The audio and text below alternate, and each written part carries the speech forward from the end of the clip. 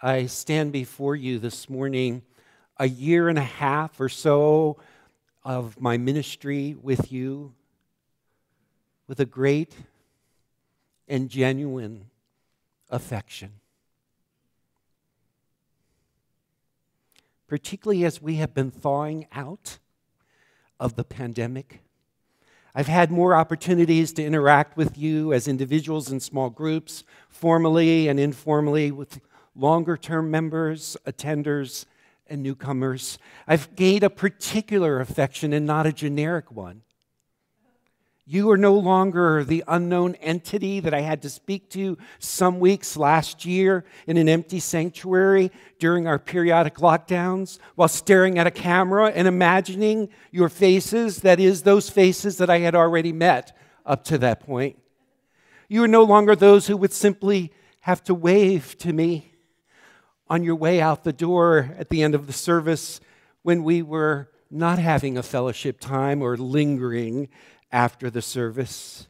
You are no longer appearing only from the chest up in boxes on a screen like a Jeopardy game, popping in and out of the focus once you've given your answer.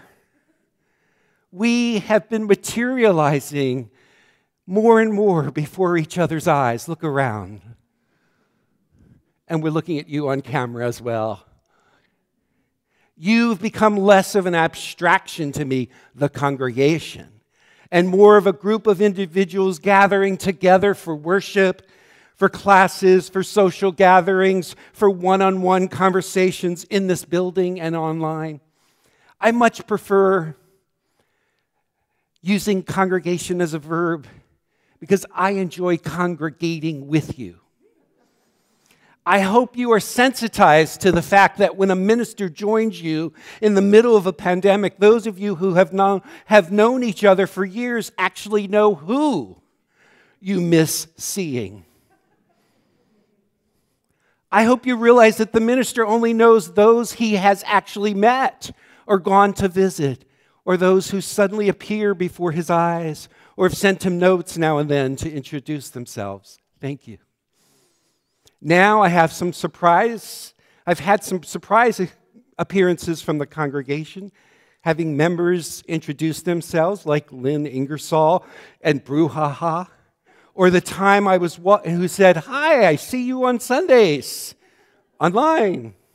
Or the time I was walking in Longwood Gardens and this woman appeared out of nowhere to say, "I know you. I see you on television every Sunday." And everybody was looking to see who she might be referring to. With actual congregating comes knowing some of your stories and your sagas, some of your particularities and proclivities.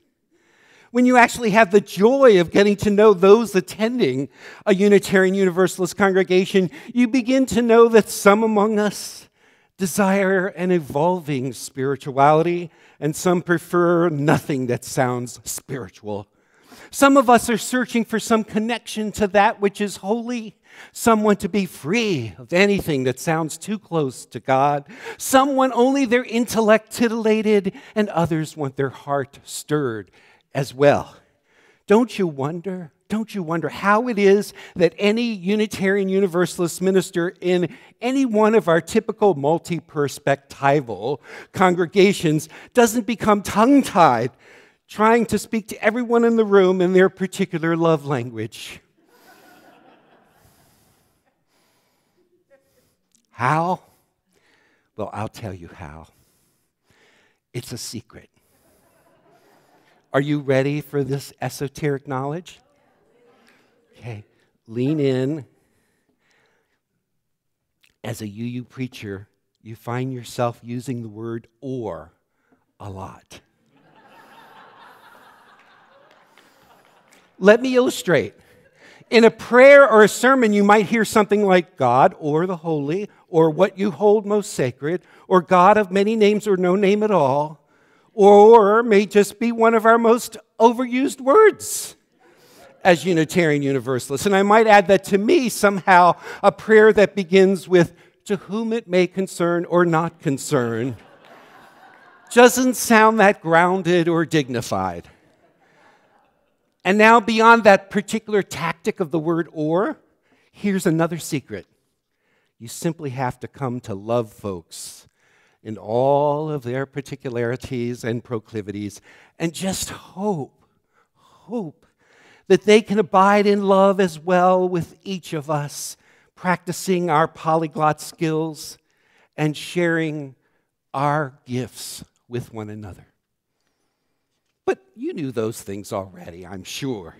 And since I realize now that I'm speaking to an advanced group this morning, I have assessed that you're ready for a more advanced lesson, right? Okay, my friends, the real secret, whether you've realized it or not, is that we can love each other in all of our multiple perspectives, proclivities, and preferences while congregating with one another because we are also universalists. Let me explain. The Reverend Richard Gilbert, who was raised in one of our many Universalist churches in rural areas, I actually visited the church that he was raised in upstate New York, said, "A purely universalistic stance is one that embraces diversity without judgment, that celebrates our different ways of looking at religious faith, that understands our theological agenda is not to convert others to our way of thinking, but to share our own, to listen to one another, and to celebrate what unites us." This is kind of an inside joke, but I'm kind of feeling fired up as I'm preaching about universalism. In other words, the key to our not being tongue-tied when trying to speak in such a religiously diverse group is to love one another in this universalistic way. Love, like it says in the song that we opened with today, and thanks, Jacqueline, thanks, choir. Love can build a bridge between my heart, your heart and mine. Love can build a bridge. Don't you think it's time? Don't you think it's time? Another modern interpreter of a Universalist theology, Reverend Forrester Church, helps to make this point when he wrote, "We are weaned on the rational presumption that if two people disagree, only one can be right. This works better in mathematics than it does in theology." Universalism reminds us of that. So whether you are aware of it or not, it is our Universalist heritage that allows us to congregate the ways we do with multiple perspectives and our varied capacities to listen to one another and to celebrate what unites us. We realize that there is, as the words of the song by Rebecca Parker says, which was also inspired by Universalism, there is a love holding us. There is a love holding all that we love. Universalism has sometimes been referred to as the forgotten you in Unitarian Universalism. So today I want to remember Universalism and its gifts to us, even if we don't recognize them or have never recognized them. I want to help us to recognize this most explicitly today. After all, ever since the consolidation of the American Unitarian Association and the Universalist Church of America in 1961, we have called ourselves Unitarian Universalists. That's a lot of syllables for sure.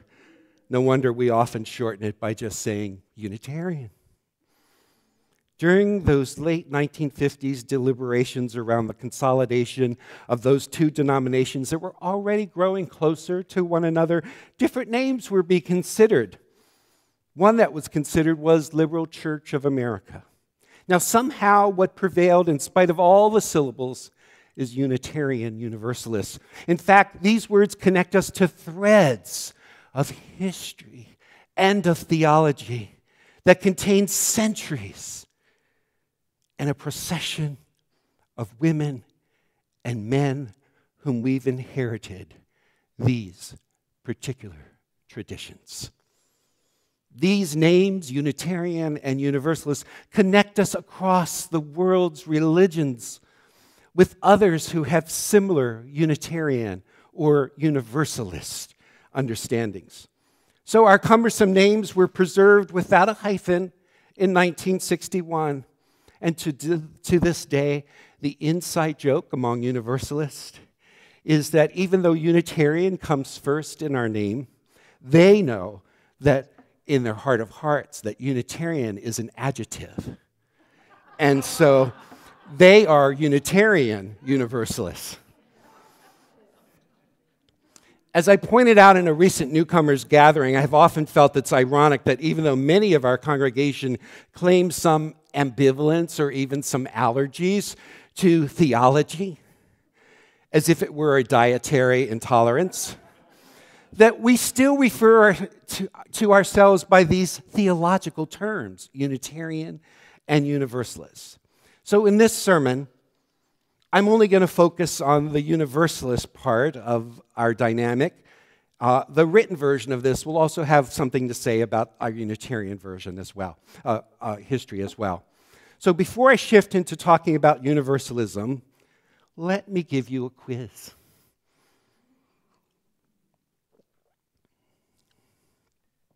Who knows the answer to this question? How do Universalists get holy water? Anybody know? They boil the hell out of it. I thought you might know that one, Richard, so I was looking over to you. Or okay, maybe you did. Universalism. Oh, gotcha. Okay, well, the thunder's already out there. Universalism refers to the theological belief in universal salvation, the belief that all will be saved and share in the glory of God in heaven, or for the restorationist Universalists, the belief that all will eventually be saved and share in the glory of God in heaven, or, as some say, live in harmony with the divine. What was controversial about Universalism is not only that it did not believe in eternal damnation, but eventually that all Christians and non-Christians would go to heaven or spend time in harmony with the divine. Universalist ideas also persisted in Christian theology from its beginnings. The organized movement of Universalism in America was launched over 250 years ago, and Catherine shared with us one of the stories that we tell about Universalism's beginnings here in this country. Another pop quiz question. You ready? Some of you, I know, will know the answer to this. Many of you, I'm sure, can tell me what's the difference between a Unitarian and a Universalist. I'm sure you've heard this statement attributed to Reverend Thomas Starr King, who made this distinction in the 19th century between the Universalists and the Unitarians at the time by saying, Universalists think God is too good to damn them forever. Unitarians think that they are too good to be damned forever. Now, this is a generalization for sure, but it captures the tendency for Unitarian urbanites to emphasize a staunch individual spiritual development and salvation by character, in contrast to the more rural Universalists. As Unitarian Universalist theologian Paul Razor states, who encourage the believer to think of their own individual interest as inseparably linked with the eternal welfare of the whole body of humanity. What today we tend to call the beloved community. Both Unitarian and Universalism share a valuing of the role of reason in religion, as opposed to the emotionalism of the Great Awakening of Jonathan Edwards. Both movements contrasted themselves with the Calvinist views of human depravity and a punishing God and a predestined elect that alone would be saved. And during the time that they were approaching consolidation, both preferred to understand that religious thinking and understanding evolved as human consciousness and our knowledge expanded, rather than to shellac rigid documents, creeds, or particular fixed interpretations of Scripture. The Universalist Church in America promoted the idea that eternal damnation was not in the character of a loving God. The agnostic Robert Ingersoll wrote, "I want to thank the Universalist Church that at least they believe in a God who is a, quote, gentleman. They believe at least in a heavenly Father who will leave the latch string out until the last child gets home." Or as Universalists sometimes proclaim, the love of God is so powerful and dependable that the last sinner will be dragged kicking and cursing into heaven. In our time, of course, many mainline Protestants, even some Catholic thinkers, are not so hyper-focused on this emphasis on the geography of the afterlife as they were in earlier times. As one person says, hell was no longer a burning issue for many Americans. An increasing number of mainline preachers stopped stoking its fires. Although these universalist views of no hell and a loving God may seem irrelevant or inconsequential to some of us now, they actually had a practical relevance early on in the development of the Universalist work in the world, who at their peak in the 1830s were the seventh largest denomination in this country. The Universalists actually found social implications that their views of the hereafter could have on the here and now. Their view that all would be saved and come into harmony with the divine translated into an understanding of the inherent worth and dignity of every human being, which is captured to this day in our Unitarian Universalist principles. With such a view of humanity and of divinity, our Universalist ancestors had a history of condemning slavery, that's for sure. John Murray, who we heard about, is credited with founding the first Universalist church in America in Gloucester, spoke at the Universalist Convention in Philadelphia in 1790, along with Benjamin Rush, a Universalist-leaning signer of the Declaration of Independence, and condemned slavery. Those resolutions were signed by many Universalist ministers and advocated among their church conventions.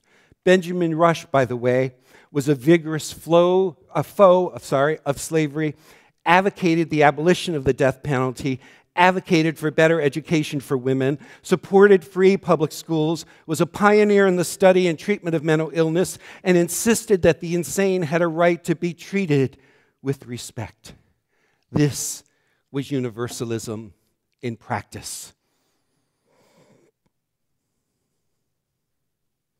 Clara Barton expressed her Universalist faith through the founding of the American Red Cross. Universalist Reverend Olympia Brown, the first woman ordained by a religious denomination, the Universalist Church of America, expressed her Universalism in the work for women's rights and the women's right to vote. In the 20th century, more and more Universalists put their emphasis on perfecting this world and dealing with the social ills of its time so that others could be freed from oppressions, poverty, maltreatment in this world now, not some hereafter, later. Universalists evolved and broadened their views over time, particularly in the 20th century. One of those Universalists was Clinton Lee Scott, who wrote, "A true universalism in religion goes beyond Christian denominationalism and sees all religions of whatever time or place striving in imperfect ways to achieve a good life for humanity. This is one world where all things of worth are sacred." Skinner, who worked with immigrants, worked with working people, helped address the issues of racism and poverty in his time, became someone who really articulated the social implications of Universalism. He had a kind of this worldly mysticism. He said, can there not be a social and political mysticism which calls forth an eager faith? Can we not visualize another better world which is not yet real but is capable of becoming a reality? The old mysticism, he wrote, was individualistic. The other mysticism would contain a diviner urge and lay upon us, humanity, a sense of something great to be done. So in searching for its identity in the 20th century, Universalism came to adopt new understandings of what it offered to the religious landscape. The Universalist minister Kenneth Patton, in his experimental Universalist church in Boston at the Charles Street Meeting House, explored some new ways of giving expression to a Universalist faith. In this meeting house, Patton created a space with a mural of the Andromeda galaxy at the front of the sanctuary, and large brass symbols of all the world's religions and humanities, arts and sciences displayed in the sanctuary. Patton's religion for one world was his new understanding of universalism for a modern era. Patton, in the estimation of one of his colleagues, said, taught a monotone rationalism how to sing. It was he who taught stumble-footed humanism how to dance. It was he who cried, "Look," and taught our eyes to see the glory in the ordinary. It was Patton who wrote those words often used in our congregations to this day. Let us worship with eyes, ears, and fingertips. Let us love the world through heart and mind and body. Let us worship. And let us learn to love. So the Universalist emphasis on creating a beloved community in the here and now also sought ways to find truth from many sources in the world. Forrest Church articulated his modern Universalist theology as a 21st century universalism in 2010 in this way, using the symbol of a cathedral of the world, which Helen will read for us.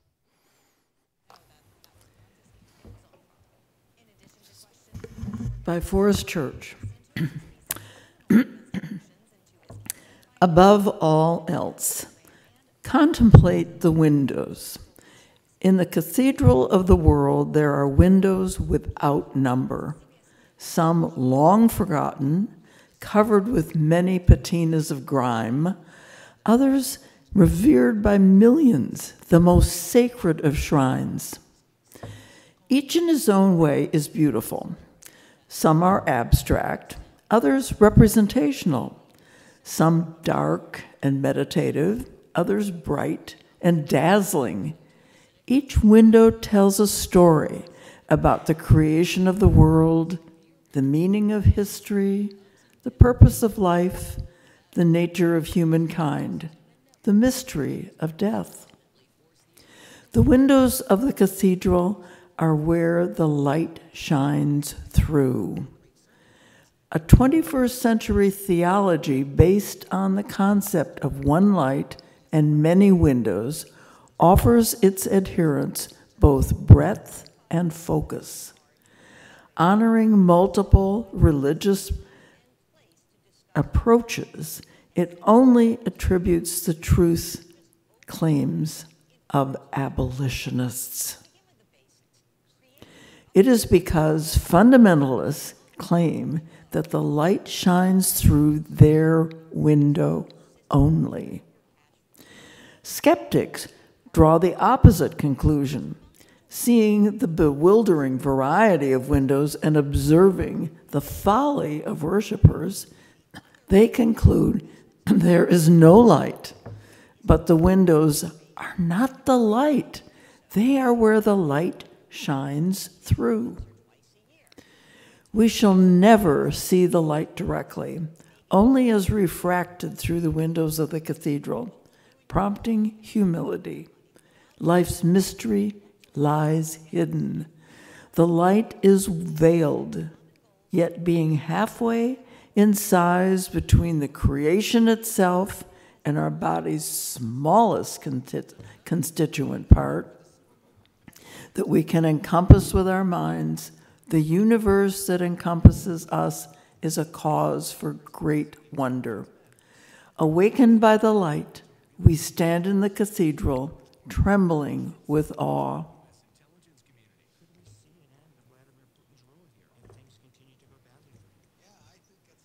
Okay. Thank you, Helen.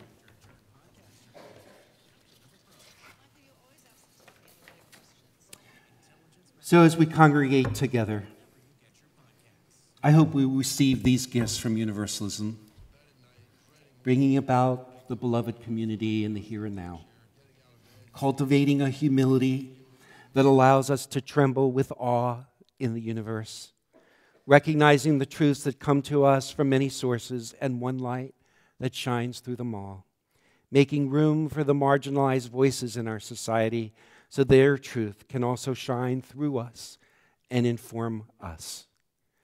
I try to keep that image of the cathedral, the window in the cathedral, before me as I look at you this morning, and recognize that each of us is a window in that cathedral window of the world. In all of our differing particularities and peculiarities, a light shines through each of us and from all of us, not just any one of us. The reflection of that multicolored light shining through the cathedral window onto the cathedral floor allows us to hold each other and to keep abiding in love, a love that holds us and a love that holds all that we love.